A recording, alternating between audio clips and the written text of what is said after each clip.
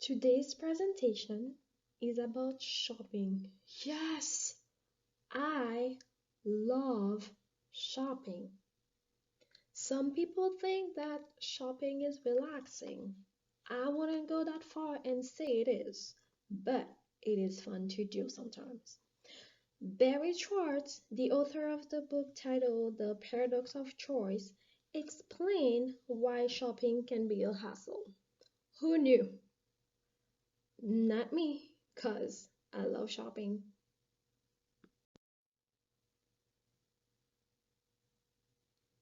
Now, who can say that they always buy what they want or need it and their choices are always right?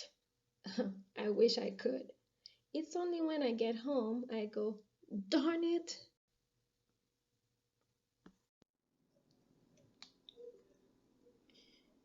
Do you think like having many items to choose from always a good thing?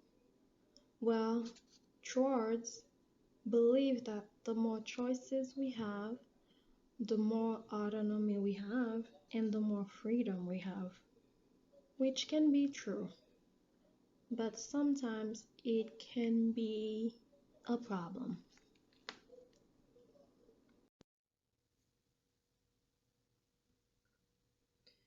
What makes food shopping so difficult? There are three important things to consider when shopping. For starter, is which one to choose. When you walk into a store, there seems to be a thousands of the same items. It is very difficult to find the few things that meet our expectations. For example, I love cooking and olive oil is a must. But how do I know which one is the best or which one will satisfy me? Well, the thing is, I don't know because there are too many to choose from. If there were maybe only a few types, choosing would be so much easier. And we have too little time. Checking food labels is helpful for comparison and for informing about contents, calories, and more. But who has that kind of time? Especially when you need to do that for everything on your shopping list. And we all know this list is not short. And price is something that we need to consider. Sometimes we pay more for food items for reasons that are not necessarily proven.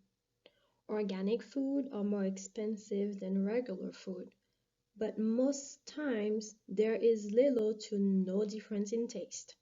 Similarly, the choice of store affect the price we pay for items. Whole Foods, for example, is more expensive than the average grocery store because they put a premium on food. But it is difficult to prove the difference. And how about knowledge?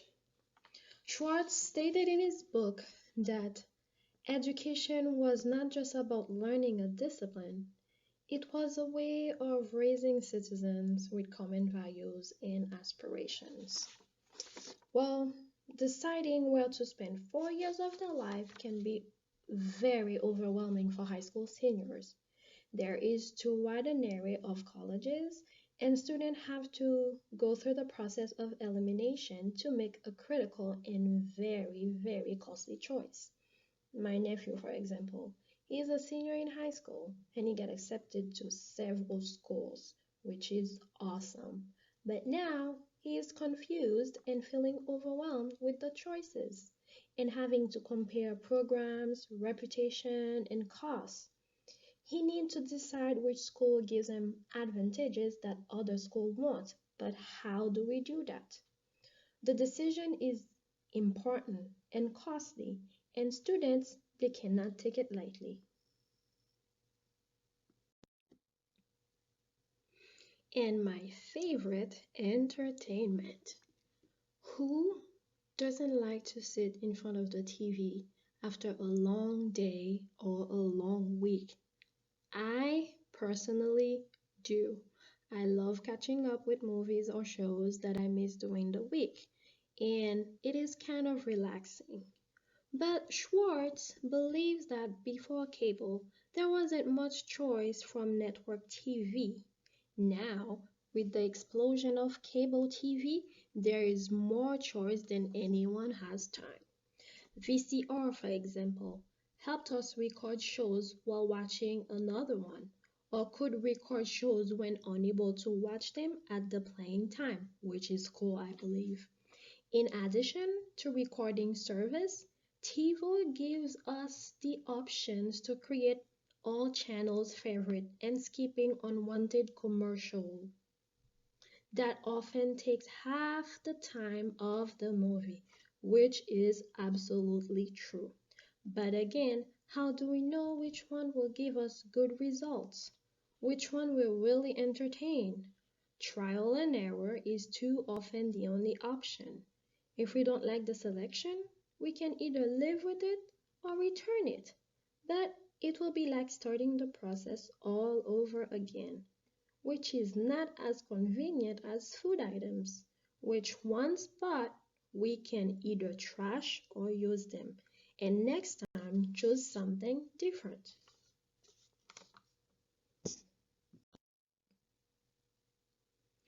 Is expanded choice good or bad?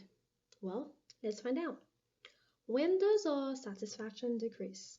Or when does it become less attractive? Oftentimes, when the choice we made is compared to the ones we didn't choose, our choice suddenly looks less attractive. Then, this can give off a feeling of buyer's remorse. I'm guilty of this. And because of expanded choice, we have to put a lot of effort in choosing one item. Large displays discourage buyers because they have to make an extra effort to choose from, for example, 24 different types of peanut butter. If they go by intuition and are disappointed, they still have 23 to choose from again. And sometimes you just want to get in the store, grab the item, and leave. And what about expectation? A level of expectation is higher when there are many choices. But when the choice is made, we instinctively start comparing with what we would expect, and we get very disappointed. That is very common.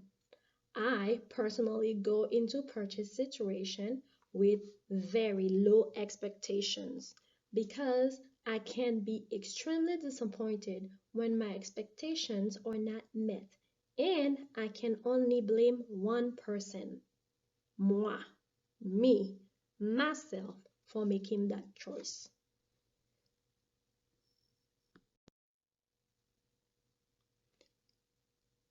And here, this is the reference where I get all the good stuff from. That is all for today. Thank you for your time, and I hope you enjoyed the presentation. Until next time.